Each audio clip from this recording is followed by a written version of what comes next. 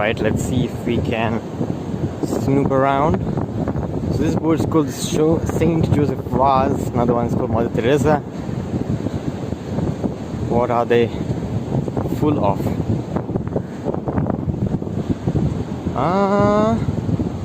Let's see.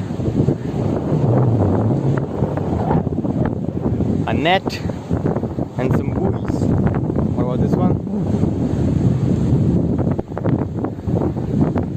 Nothing. Nothing. But we do have a dog. Yes. So as you can see, these are the, I guess, traditional boats. They are in use. It does look a bit wobbly. But they do have a support over here, you know, not to overturn and stuff.